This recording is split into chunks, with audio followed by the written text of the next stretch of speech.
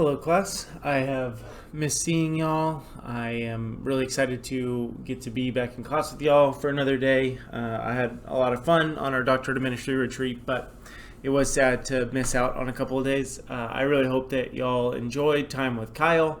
And then for those of y'all who were able to make it to the Edith Humphrey lecture, I hope that y'all enjoyed that. Don't forget to submit those notes to me so that you can get the extra credit for it. And then,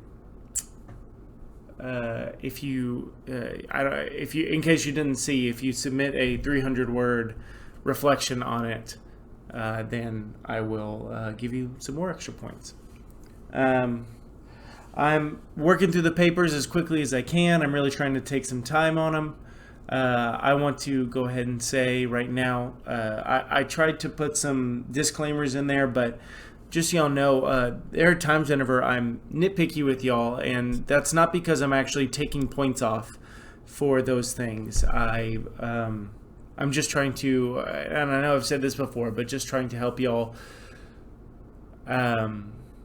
become as good a writers as you can. And so I've really enjoyed reading the papers that I have. I'm trying to go slowly through them so that I can really give you some good feedback, so that as you go on to other classes and you have to do more papers, that you will hopefully have learned something from this that you can take on there.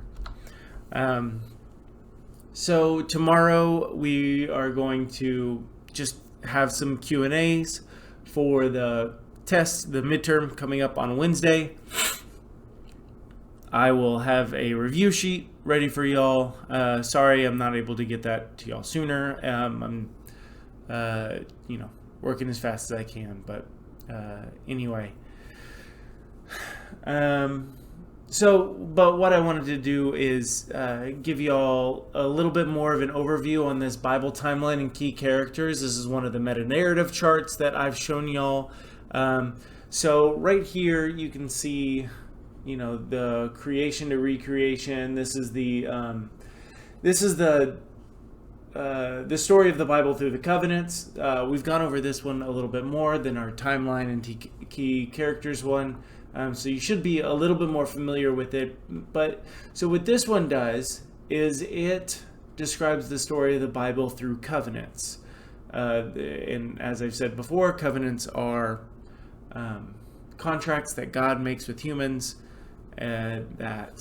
where God says, here are the stipulations, and I am promising to be with you and to prosper you and to bless you.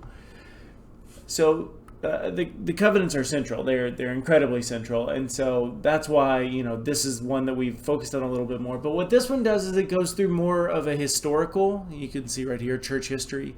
More of a historical view of it. So instead of looking at the story of the Bible through covenants specifically, we are looking at it through events. And we've got some, nice alliteration here with the E's. So as you're preparing for your test, one of the things you can do is have a piece of paper where you just write down the words Eden, election, Egypt, Exodus, establishment of the nations. And then as far as this one, all you have to do is go to exile. We haven't done the return part yet. But Eden, election, Egypt, Exodus, establishment of the nations, establishment of the nation and exile. But I kind of want to show you how that maps onto the chart that we are a little bit more familiar with first. So let's look at this. So the creation. So remember, these are all covenants that God makes with humanity. I don't know if you quite would call this an exception, but creation isn't technically a covenant because there's not really a covenant ceremony. That's why it's not, it doesn't say the Adamic covenant or the creation covenant. But it's what it is it ends up being a type or the model by which all the other covenants tend to reflect.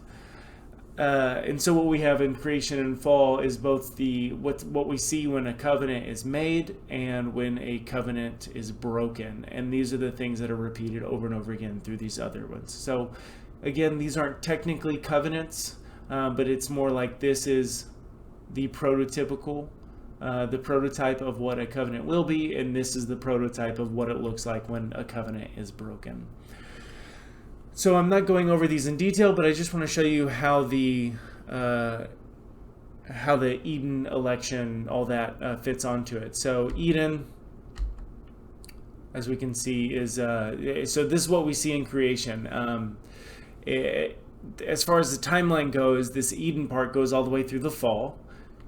And then, so this is Genesis 1 through 11, like I've told y'all. And then in Genesis 12, we meet Abraham. And so that's where we get election. I haven't used this word a lot, but election is just another way to say choosing. We often think of it in political context, electing a leader. But here, but really it's the same thing. Yeah, God electing to choose one individual, and that was Abraham, through whom he will bless the entire world. So the choosing of Abraham, the election of Abraham. So Eden, election. And then Egypt there, so I have it right in between the lines of Abraham and Moses, because so this Abrahamic covenant, this, at least time-wise, it goes all the way from Abraham in Genesis 12 through the death of Joseph in Genesis 50. And remember, it's actually during the Joseph story that the nation of Israel goes to Egypt. So the nation of Israel goes to Egypt. We have Moses born. By the time Moses is born, Pharaoh doesn't like the nation of Israel as much, and so they become oppressed, and so they want to leave. And so that's whenever we get the Exodus. Exodus is whenever they leave the nation of it. They leave Egypt. They are able to be freed from Egypt, and so that event is called the Exodus. A thing that I actually saw in some of your papers. So Eden, right, is this story of creation. I'll get into this a little bit more, but Exodus, so what happens in Eden is, at the fall, whenever you're kicked out of the garden, this first example of what we later will call exile, being kicked out of the place that God has given you. So Exodus here, during, the famine, they go to Egypt. This is sort of like a mini exile. And then the Exodus is sort of seen as like an anti-exile. So if exile is being kicked out of the land for your sin, an Exodus is whenever God is faithful to bring you back into the land that he has promised you. So Exodus is sort of like an anti-exile. But so Moses, by the leadership of Moses, the nation of Israel leaves Egypt. They wander in the desert for 40 years after receiving the law. Then through Joshua, they are able to actually enter the land. They conquer all the peoples. Then we have the period of the judges.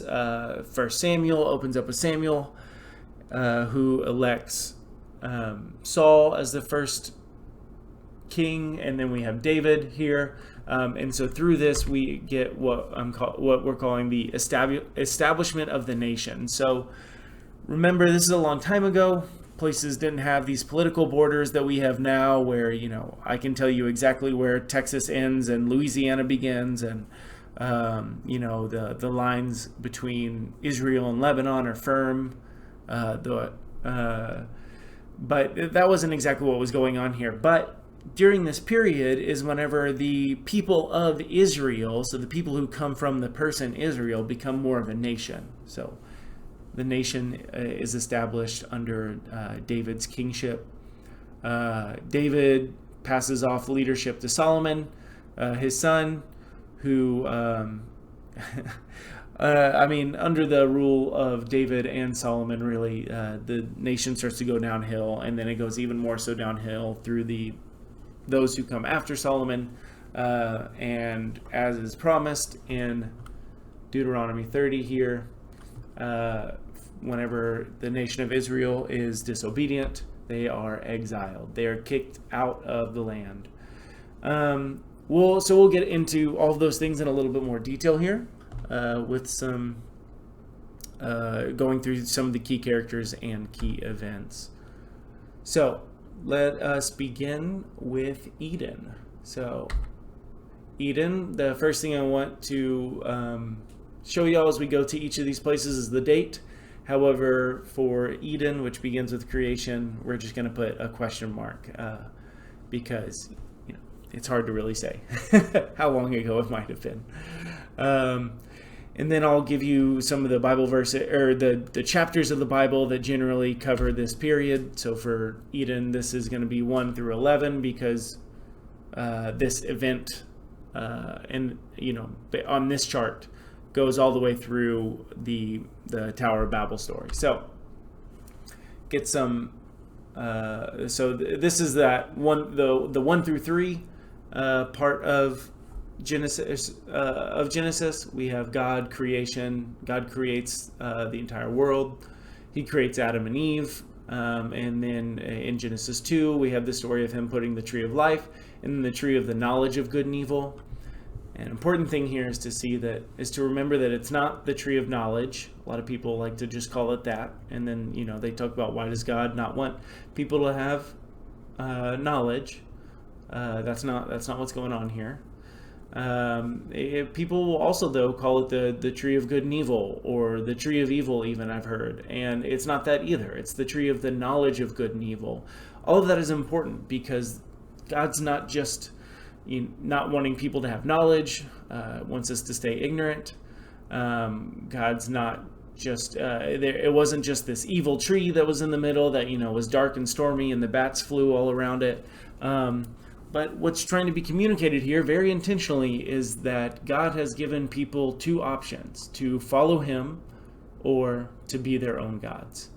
And to be your own God is represented by eating from the knowledge of good, and the tree of the knowledge of good and evil, which they do, which results in the fall. After the fall, Adam and Eve are cursed. They are then exiled. Remember, this is this first example of exiled out of the garden. They have two sons, Cain and Abel.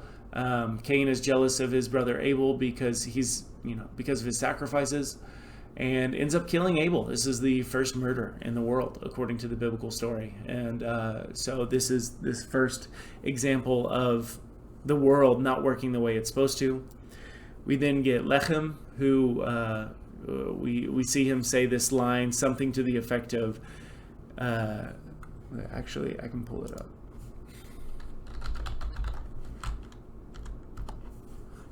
So Lechem, sorry, not Lechem, Lamech. And he says this weird line that doesn't really make sense in English. If Cain is avenged sevenfold, truly Lamech, he's talking about himself, truly Lamech will be avenged 77-fold. What's clear there is he's boasting. So that's Genesis 3 verse 24. Genesis 4 verse 24. If you wanted to write that down. What's clear here is Lamech is boasting about the fact that he's so big and macho, but in an evil way. He's proud of it, and he wants people to be afraid of him. And it talks about all the wives that he's gathering for himself, like property, and again, just this clear example of the world not working the way it's supposed to. We then get the Nephilim, who are the product of the sons of God, which we're thought to be some sort of angelic being, but more like what Christians think of as demons, coming down and having sex with human women and having these giant children that are called the Nephilim. What's important about this is to see that what's being communicated is that at the fall, it's not just humans that are put into disarray, but actually all of creation, all things. We tend to think of there being like a spiritual world and a physical world. I talked about this the first week of class, I believe. But that's actually what we call either, you call it a Platonic worldview, so that's Plato, or Epicurean, Epicurus. but it's not actually a Christian worldview. And so they thought of what we call spiritual things, so like our soul or angels or things like that, as really just a different type of material, an incorruptible sort of material. But what this is showing is that even the quote unquote spiritual things have been affected, and now even that part of creation doesn't work the way it's supposed to. God sees this and he says, I have made a huge mistake and I need to start over. And he picks the most righteous person he can find. That person gets to bring his family, and God is going to destroy the entire world and let Noah and his family repopulate the earth. The idea being Noah's the best of the best, so therefore, the people that come from him will be great. And so God floods the world. It lasts for a very long time. Everything dies except for the animals and the people on the boat. They get off. Noah plants a vineyard, gets really drunk, and then that's whenever we get that weird line that his sons walked into the tent and saw his nakedness. Don't know exactly what that means, but what's trying to be communicated here is that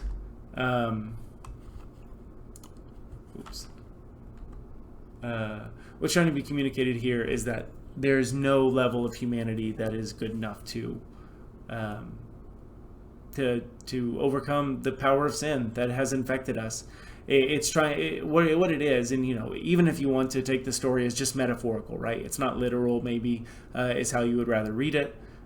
What the author is trying to communicate is that sin is something that has infected humans, and the only way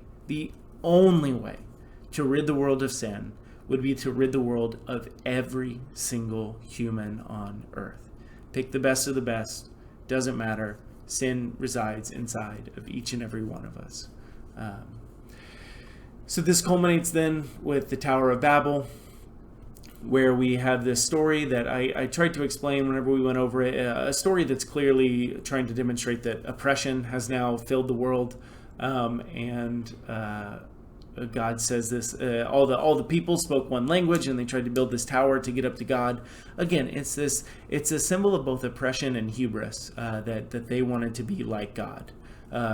Similar to this tree of the knowledge of good and evil, wanting to be like God.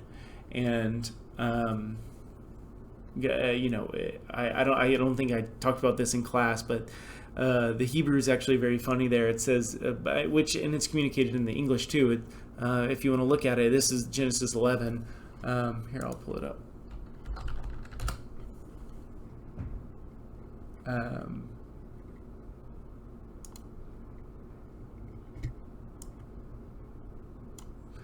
So Genesis 11 says,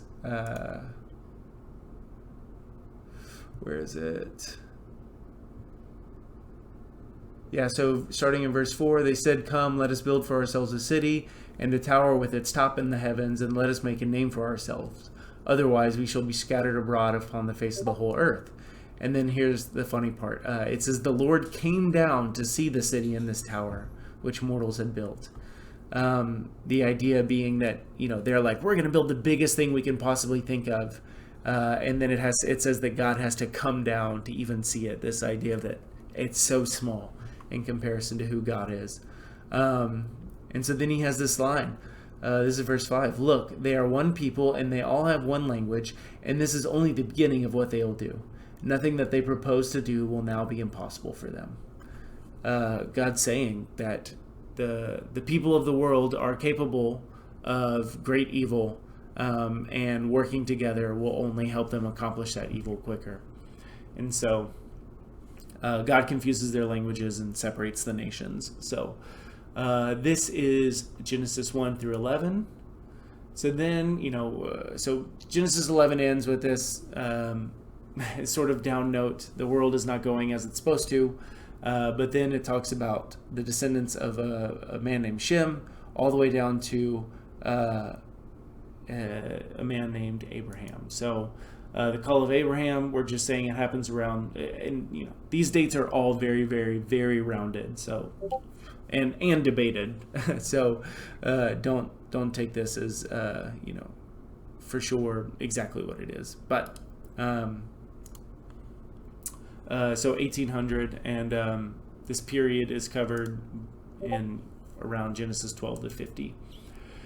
So we get the call of Abraham in Genesis 12. This is verses 1 to 3. He and his wife Sarah.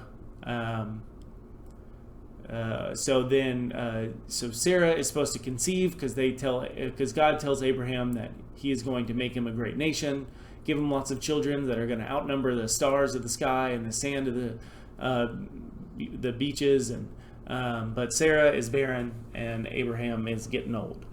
So Sarah has a handmaid or something like that named Hagar. So gives Hagar to Abraham. This is very clearly being communicated as not the right thing to do, not what they're supposed to be doing. A lot of people get all caught up because God didn't immediately come down and say, hey, you're not supposed to do that.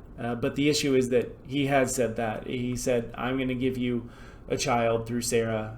Y'all are going to be a great nation. And the way that the story is written, it's really very clearly trying to communicate that Sarah should not have given Hagar over to Abraham. Hagar does get pregnant and has a son named Ishmael, but God says, this is not my guy. And so later Sarah miraculously gets pregnant with Isaac. He is named Isaac because it means like I laugh, or he laughs, or something like that. And because they laughed at the idea of God allowing Sarah to get pregnant. So this also begins a motif that we really haven't talked about of the barren getting pregnant, of miraculous pregnancies and miraculous birth, which for those of y'all who know anything about the New Testament know that has some importance there. So Isaac gets married to Rebekah. Then there's a scene called the Binding of Isaac, which is where Abraham, after Isaac is born, so this is before he gets married to Rebekah. God has finally given Abraham this son that he's always asked for, and God says to take him up to this altar and to sacrifice Isaac to God. This really horrible scene of the son that they've been waiting for a very, very long time finally comes, and God says, you have to sacrifice him. But right at the last second, God stays Abraham's hand, provides a ram in the bushes, and congratulates Abraham for being faithful. But I think a really important thing to note here, so remember, I've mentioned this before, the thought is that a lot of these documents, Genesis, what we now call Genesis through Deuteronomy, were being edited throughout Jewish history. And so that doesn't mean that this didn't happen, but it seems like what they're trying to communicate here is that God does not require child sacrifice. To worship Yahweh, to worship the God of Israel, the God of Abraham, Isaac, and Jacob, it does not require child sacrifice, which if y'all have been paying attention, y'all will know that is an important point. But Isaac and Rebekah have Jacob and Esau. Esau is the older, but is fooled by Jacob into giving up his blessing and his birthright. And so Jacob ends up being the one that is favored. Jacob then marries Rachel and Leah, and also gets their handmaids, Bilhah and Zilpah. And through them they have 12 children. The most notable of which is Joseph, but the other ones that I've told you all to remember would be Levi, because through him is where all the priests come. So all the priests come from the line of Levi, and even more specifically through the line of Aaron. Then Benjamin and Judah. Benjamin and Judah were the only two nations that stayed faithful in the divided kingdom, which I know that Kyle talked about with y'all a little bit, but we'll get into a little bit more. Joseph and Benjamin were the only children of Rachel who who is Jacob's favorite wife. It's kind of horrible. Again, none of this is being communicated as like, hey, this is all fine. Like it's being communicated as like the world's not working the way it's supposed to. So Joseph and Benjamin are children of Jacob's favorite wife, Rachel. But then the other two that I would specifically remember are Judah and Levi. Judah is also the line through which we get David, which means for Christian theology, it's also the line through whom we get Jesus. And so the line of Judah is the kingly nation, and so Judah's the king. Levites are the priests. So that's important there. You don't get to cross there. But Joseph is a little full of himself. So he's, other than Benjamin, the youngest, has this dream and is like, hey, y'all are going to actually bow down to me. And they sell him into Egypt. While in Egypt, he's in prison for a very, very long time, but eventually is through God's intervention and God's gifting of Joseph to be able to interpret dreams, Joseph is raised up to the second highest seat in the Egyptian court. So just below the Pharaoh, which is the leader of Egypt. So then what eventually happens is the entire nation of Israel goes into Egypt. I'm giving you the date 1700. Again, this is very round and very debated. So, but 1700 is fine. It's somewhere in that range. Feels like a decent ish time between Abraham and all that sort of stuff. But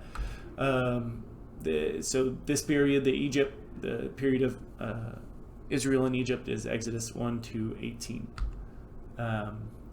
So we have Moses and Aaron, who Moses is the leader, and he says that he is not going to be able to speak to the people. He don't talk good. Remember, I told you all about that.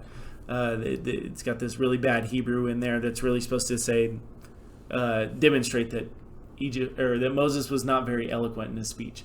So Aaron was there to speak for him, and Aaron becomes the one through whom the line of priests are born. So Pharaoh, though, I told you about him already, the leader of Egypt. Pharaoh, it's several. In fact, what we see in Exodus 12, if you want to write that down. Exodus 12, it says that they were in Egypt for 430 years, and so during that time, Pharaoh, the new Pharaoh, had forgotten that they liked the nation of Israel and were actually scared of them. Moses says, hey, bro, we really just want to go back home to worship for a couple days and we'll be right back. Pharaoh says, no way. And so Moses does some signs. Pharaoh's like, I'm not letting you go. God sends a series of plagues which vary in severity, the entire time giving Pharaoh the opportunity to turn, and Pharaoh's heart was hardened. And so he doesn't turn. And so he sends the 10th plague, which is the killing of the firstborn sons of the entire nation of Egypt. But a thing to remember is that the way that you avoided having your firstborn son killed was by putting the blood of a lamb on your doorpost. This is called the Passover feast. The Passover ceremony, and the Egyptians were totally welcome, were 100% welcome to do that. They had just seen, these other 9 plagues. They were totally welcome to put the blood on their doorpost, and they too would be saved. So this was not a final act, and God doesn't give them any more chances.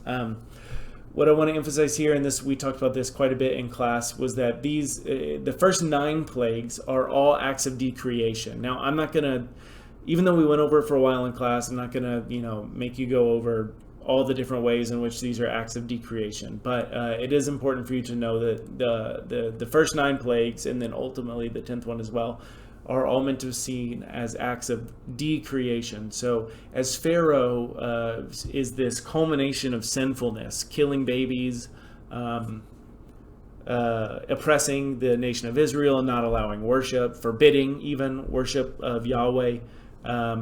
It's showing that what happens whenever you sin is you are actually ruining creation. You are destroying the created order, what God created it to be. And so, yes, so the 10 plagues are all acts of decreation, which, as I said before, leads to the Exodus. Woo, Exodus. All right. So Exodus happens again, very round number, around 1300 BCE. In this period, what we're calling Exodus, at least this first part, covers Exodus 19 through Deuteronomy 34. So they, I didn't even put on here the parting of the Red Sea. So yeah, I should probably put that first. The parting of the Red Sea, you can put that up here. Then they come to Sinai, which is a mountain down in the bottom of, down to the very south of modern day Saudi Arabia. And God rests there. And Moses goes up on the mountain and receives the 10 Commandments. And then he receives instructions for how to build the tabernacle. Another event I didn't put on here is the golden calf episode. So Moses is up there. He's receiving all this stuff. The nation of Israel can see that God is literally sitting on top of this mountain.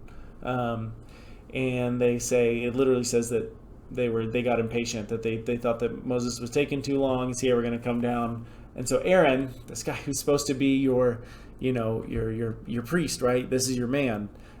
He takes all the gold and makes an idol for them. I'm just wanting to emphasize that, because the Torah is trying to emphasize over and over and over again, all of the people who God is using are far from perfect. God has no intentions of communicating that any of these people are perfect or have done everything correctly. In fact, he says quite the opposite. So the tabernacle, so Moses builds the tabernacle though, and God's spirit rests there. And so then Exodus 40 says that Moses tried to enter and he couldn't because of his impurities. And so then we get the book of Leviticus, which is all about the entire thing is about getting rid of those impurities. So we've talked about this a lot, I know. Leviticus 1:1 says that God spoke to Moses from the tent, meaning that Moses was not inside of it. He couldn't come inside. It was an important, usage of the preposition from there. Then we get the entire book of Leviticus, which is all about cleansing yourself and cleansing the land and cleansing the temple. So that way, when we get to Numbers 1:1 says that God spoke to Moses in the tent. So God has made a way. God has made a way for people to be in the presence of God. So then we get the book of Numbers. There's census and stuff in there, but then that's whenever they start making their way from Sinai up to Canaan, which is the promised land, which is approximately modern day Israel. But on their way there, they're grumbling. They still don't trust God, and God says, "Fine, if you don't want to go to the place I've given to you, then I won't make you." They send the spies down there. Two of the spies are Joshua and Caleb. Of all the 12 spies, I think it was 12, only 2 of them come back. Oh, actually, that's really interesting. I haven't even thought of that. But so they send 12 spies in there, and whenever they come back, only 2 of them are ready to go in. They are excited to.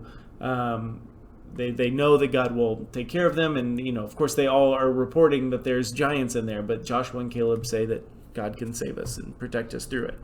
The other 10 all say no, and the nation of Israel is scared and says no as well. What just came to mind is that of the 12 tribes of the nation of Israel, so you get 12 tribes named after the 12 sons of Jacob, only 2 remained faithful.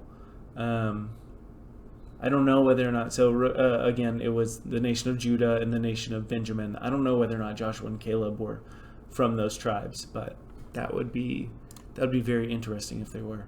So whenever they say that they don't want to go in. They're scared. The 40 years of wandering happens, and everyone in the nation who is currently around, who's grumbling, dies, and Joshua and Caleb are the only ones left, and that's whenever they get into the nation of Israel. So next thing we get, so the next thing we get, so in 1200 is whenever they, approximately when they're crossing into the nation of Israel, which happens in Joshua 2 or 3, something like that. So this period that we're calling Judges right here, even though Joshua is before the period of the Judges, so Joshua, Judges, and Ruth are all right here in this section.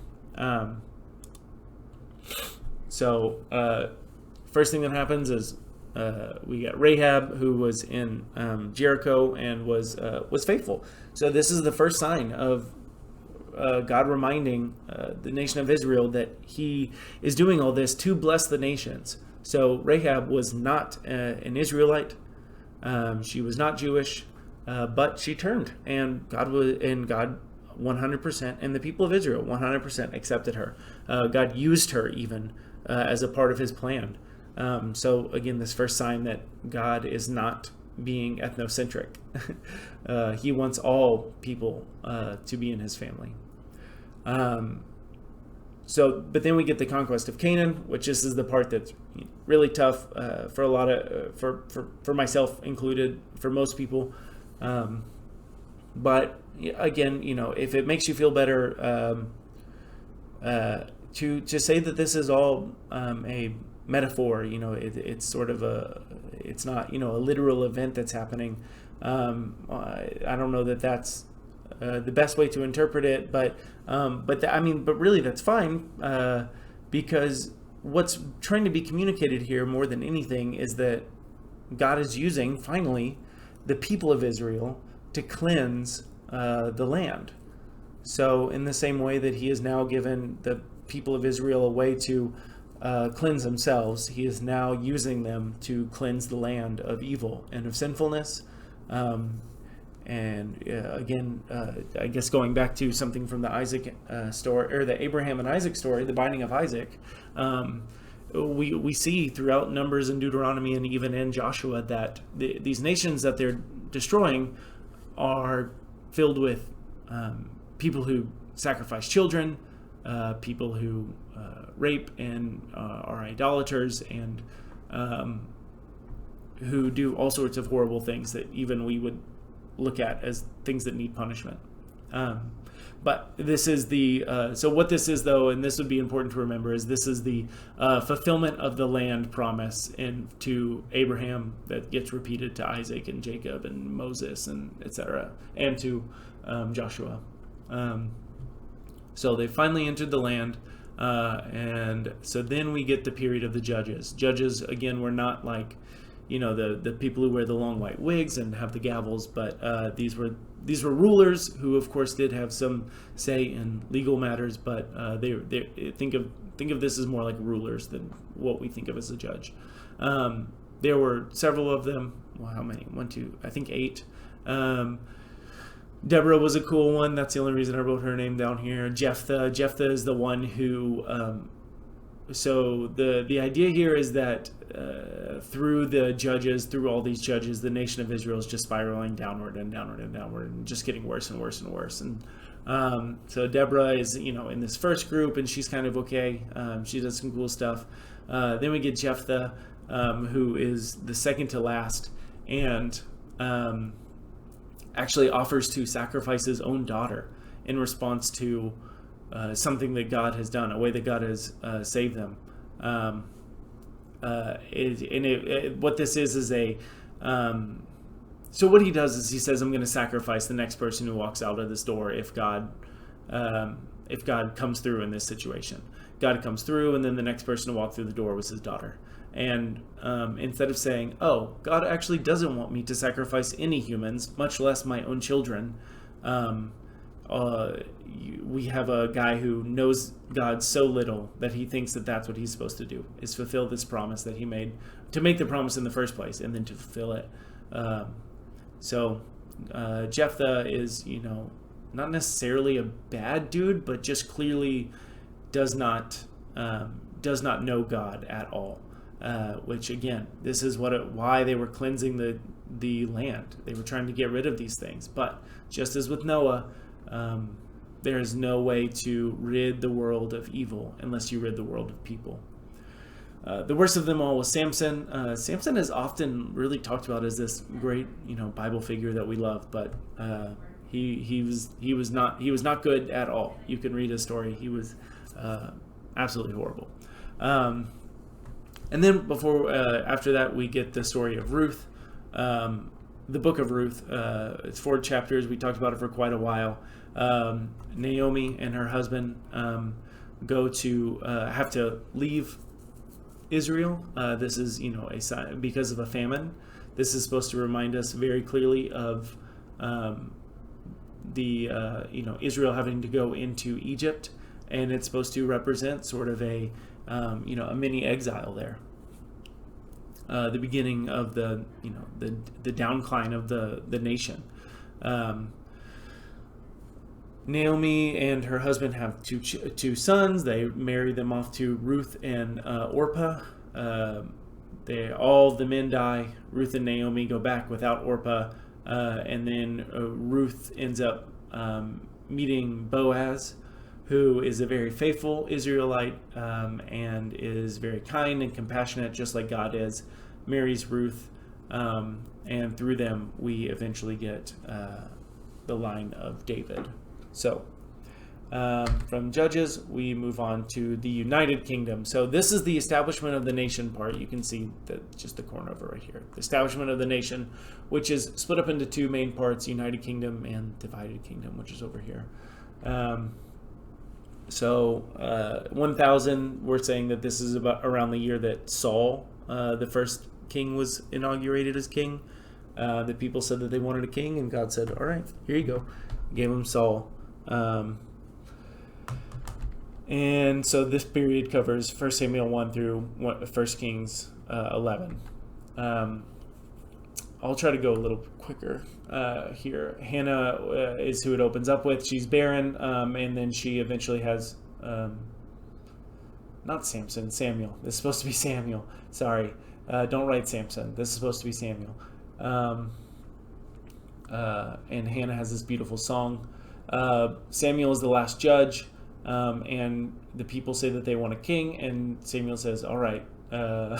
And God tells him to appoint Saul as the king. Saul was not very good, so then we get David, who starts up and coming, as Saul is actually on his downfall. Eventually what happens is David faces Goliath, who is this giant person, potentially a Nephilim, and ends up succeeding Saul on the throne. So this is around the time period whenever David would have lived. Remember, with BCE, we're going down, and that means we're getting closer to us today. So David has this, this great run, honestly, in the book of the latter half of, or in the book of 2 Samuel. Starts off doing really great things, and so much so is when we get the Davidic covenant part in 2 Samuel 7. But then there really is a downturn, and we see that just like everybody else, David is a human, and humans are prone to sin. The way that gets explicitly elucidated is through the story of Bathsheba, where he sees her bathing on a roof. He decides to have sex with her, gets her pregnant, and then doesn't want people to find out. And so he sends her husband to the front line of battle, and he dies. So he had this man killed, basically, so that he would be saved from some sort of shame. But then we get the story of Nathan, who is a prophet, one of the first prophets that we see in the Bible. And Nathan comes to David and basically confronts him, and David is torn up over his sin, and his story just really continues to go downward. He is repentant, but he doesn't exactly have that happy of an ending. whenever David dies, he gives the kingdom to his son Solomon, who God offered him anything that he wanted. Solomon could ask for anything in the world, and Solomon said, "What I want is to be the wisest of all. I want to have wisdom."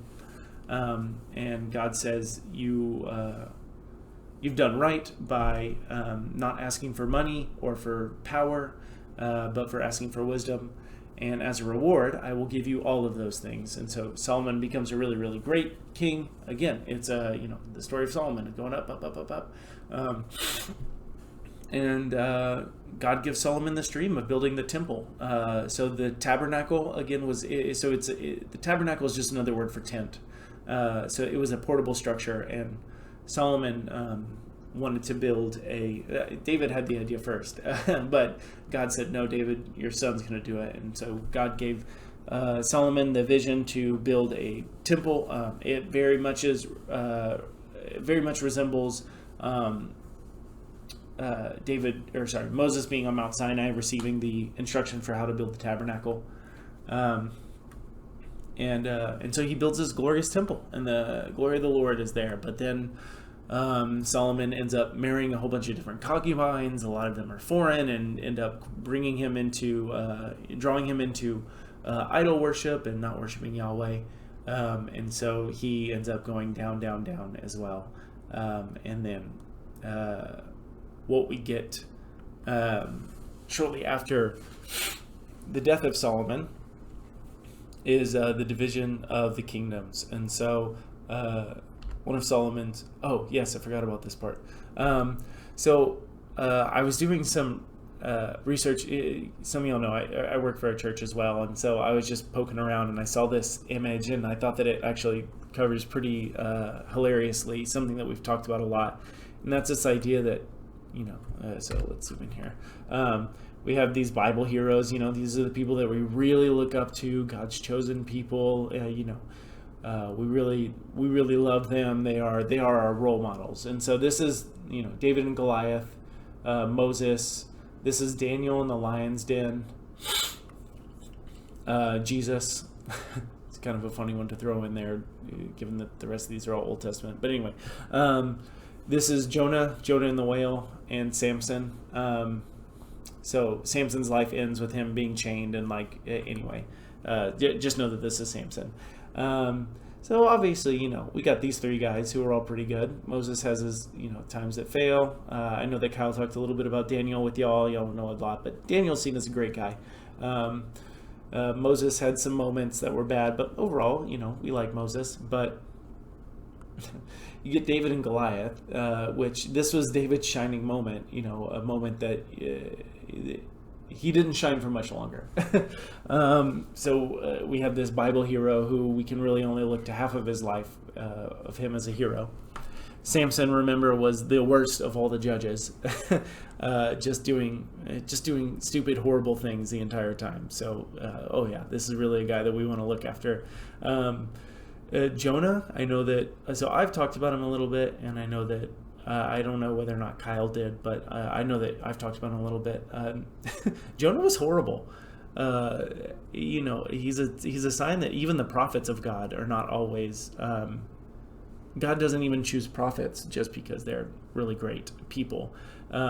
Jonah was extremely racist. God said to him, "Go and preach and tell the Ninevites to repent." The Ninevites the people of Nineveh weren't Israel, and Jonah knew that they were evil, and so he said, "I don't want to tell them to repent, because if I tell them, they're going to repent, and you're going to actually forgive them, and I don't want that to happen." And so he tries to run away. The whole reason he gets swallowed up by a whale is because he tried to run away to do this.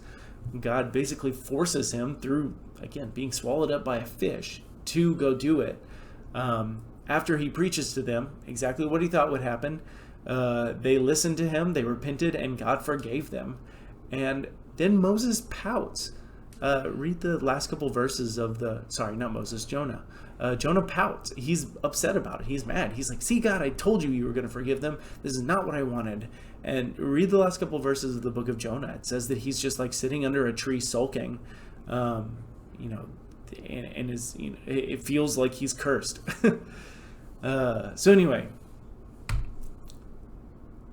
Solomon has died, passes off the kingdom to 930, the year 930. I have this down here. I know the word date's not there, but you can write it anyway. 930 is when this all goes on, and this is gonna. So the rest of this, the divided kingdom part, is gonna start with 1 Kings 12 and go through the end of 2 Kings. So 930 is whenever the kingdom divides. What happens is one of Solomon's sons, Jeroboam, is the king of the south.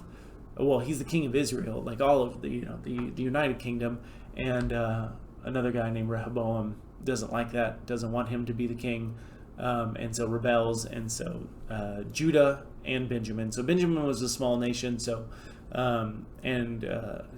that's why they usually just call the south Judah, but then the north was called Israel from then on out. It just gets a little confusing, but so now whenever the Bible talks about Israel, it's talking about the northern kingdom, and they were seen as the not so great, and the southern kingdom were seen as not great but a little bit better. Get a little ahead of myself. So in the north we have some more prophets. So we have Elijah, who is so I know that Kyle talked about what a prophet was. Prophets weren't actually, so we think of a prophet as somebody who tells the future, sort of like a fortune teller. That is not really at all what the prophets of the Old Testament did, and you are going to be confused if you have that picture and you read any of the prophetic books or about Elijah and Elisha.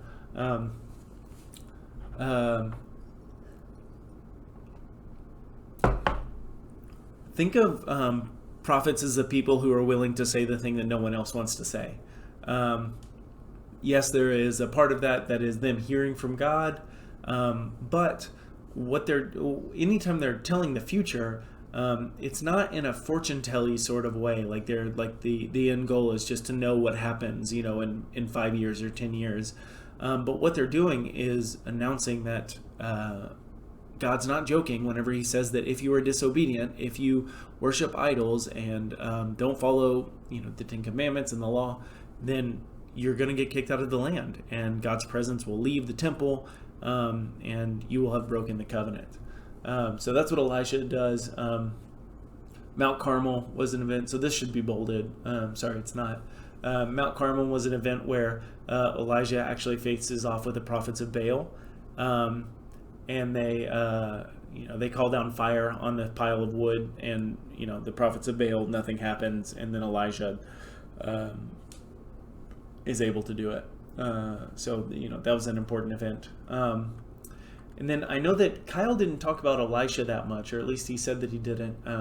So Elijah had a protege named Elisha, and so so I talked about this before. So 1st and 2nd Kings were originally just one scroll, one story, but because scrolls can only be so big before they're too cumbersome to carry, they would split them in half.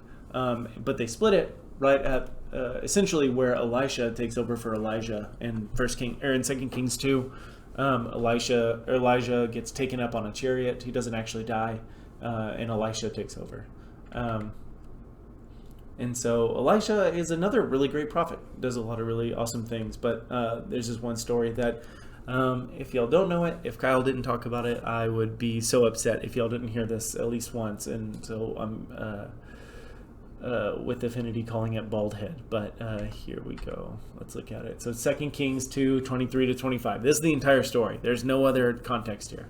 That's Elisha, went up from there to Bethel, and while he was going up on the way, some small boys came out of the city and jeered at him, saying, "Go away, bald head! Go away, bald head!" When he turned around and saw them, he cursed them in the name of the Lord. And then 2 she-bears came out of the woods and mauled 42 of the boys. From there, he went on to Mount Carmel and then returned to Samaria. Just the most random thing. Some kids are making fun of Elisha for having a bald head, and he curses them, and which causes 2 she-bears, female bears, to kill 42 of them. It's just horrible. I heard some people, as I was preparing for this, I was reading some guy trying to really smooth this over by one. He said, they translated this word small boys, but you could really translate it young men. It's like, okay, fine. Like, that made me so mad, as if it would be less egregious for it to be young men. And then he was like, well, and then whenever it says that it mauled 42 of the boys, well, that means that there were even more than 42, and so it was a big group of people making fun of him, and so they just really weren't being very nice, which just is so ridiculous. It makes me so upset. But I think that really what's trying to be communicated here, what the biblical authors are trying to show us, is that the people of Israel do not like the prophets. They do not like them. They want them to go away. They wish that they would leave, but they want them to leave because the prophets do things like call them out for not being just people, for not taking care of the poor, for not taking care of the widows, for not inviting the nations into the people of God, for being racist in that way, by even worshiping other gods, even gods that require them to offer child sacrifices. This is something that the nation of Israel really does, and so the people do not like what's trying to be communicated here is that the people of Israel do not like the prophets, and but that the prophets ultimately have the authority of God, have the power of God, and that not listening to them will result in, depending on y'all's paper, how y'all, argue death, exile, ending of the covenant relationship, etc. Let's move on. And then the other thing to know is that there were 20 unrighteous kings in the north. So there were 20 total kings, and all of them were unrighteous, did not follow God. And so because of that, the northern kingdom, Israel, was exiled first in year 722, and they were exiled. They were conquered really by Assyria, who comes in. But the south is, still standing strong. South also has some very important prophets. Jeremiah, Ezekiel, and Isaiah all have books, very long books in the Old Testament. I won't go into these at all. I know that Kyle did a bit with Isaiah and Ezekiel, I believe, but these were all prophets to the south. So the south also had 20 kings. 8 of them were righteous and 12 were unrighteous. So you can see they're not exactly great, but a little bit better. Nearly 50% good. I think that's so they're right at 40% good. But still, the unrighteousness that characterized the north was equally as much there in the south. And so because of their disobedience to the covenant, they also were eventually exiled, conquered by, so they were exiled in the year 586, conquered by Babylonia or Babylon, whichever one you want to put there. So that's in the year 586. And so whenever we talk about the exile, we're talking about this event right here, because this is when all of Israel, there was no part of Israel that was still in covenant relationship with God, that was still faithful. So, in that all of Israel had been punished for their faithlessness. There are lots more prophets that were going on. Maybe we'll have some time to talk about that after we get back from fall break. But I want to take a second to just talk about this new covenant stuff. So we have these texts that, so Jeremiah and Ezekiel. So Jeremiah is, right there at the very end. So probably close to 590. Maybe the year 600. So these are both BCE also. I forgot to put that. All those are. And then Ezekiel is prophesying during the exile. So while they've already been kicked out of their land. And so let's look at these texts that are mentioned here, and this is how we will close up. So again, exile happens in 586, same numbers there. So Deuteronomy 30, I will, just for time, I won't read all of it, but just go on to the bold part. So I'm starting at the beginning of verse 3. Then the Lord your God will restore your fortunes, you have compassion on you, gathering you again from all the peoples among whom the Lord your God has scattered you. Even if you are exiled to the ends of the world, from there the Lord your God will gather you, and from there he will bring you back. So, this preempting the eventual demise of Israel. The Lord your God will bring you into the land that your ancestors possess you, and you will possess it, and he will make you more prosperous and numerous than your ancestors. So I'm going to be faithful even when you are faithless. Exile is the result of faithlessness. I, the Lord, am still going to be faithful. But then we get this interesting line in verse 6. Moreover, the Lord your God will circumcise your heart and the heart of your descendants, so that you will love the Lord your God with all your heart and with all your soul, and that you may live. There's this idea here that circumcision, the sign of the covenant, is actually going to move from something external to something internal. So this is, not an exilic text, but this is preempting what we will then get in Jeremiah. Jeremiah 31:31. This is easy to remember, so I would write down this as well. Deuteronomy 31-6. Jeremiah 31:31, very easy to remember. Got the same number here twice. It's 31 through 34. The days are surely coming, says the Lord, when I will make a new covenant with the house of Israel and with the house of Judah. So you see we have Israel and Judah mentioned here. So all of them. It will not be like the covenant that I made with their ancestors when I took them by the hand. But this covenant that I will make with the house of Israel after those days, says the Lord, I will put my law within them, and I will write it on their hearts. And I will be their God, and they shall be my people. No longer shall they teach one another to know the Lord, for they shall all know me, from the least of them to the greatest. I will forgive their iniquity and remember them no more. This idea that the law will no longer be something external, but something internal, is repeated again here. So this is prophesying the fulfillment of that Deuteronomic promise that God would be faithful, even in the midst of Israel's faithlessness. And then finally, we got Ezekiel 36, verse 22 to 29.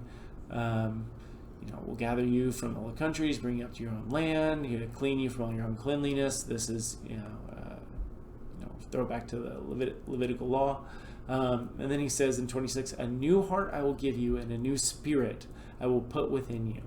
I will put my spirit within you and make... I'll get back to it. And make you follow my statutes and be careful to observe my ordinances. The word make here, it's fine. This is probably the best way to translate it, but it's this idea of cause. So the idea is not that God's going to make them, he's going to be wagging his finger at them, I'm going to make you do it. But that this transformation that will happen will actually result in them following the statutes of God and being careful to observe the ordinances. And the result is that you shall live in the land, and there will be no famine. So no more exile. So there we go. That's a new covenant. This is the Bible timeline, key characters. Again, I will work to... We'll go over the rest of this whenever we actually cover it. This will be the second section of the class, second part of the class. But I will work to make a study guide that I will send out to y'all, or have ready for y'all tomorrow at the very least.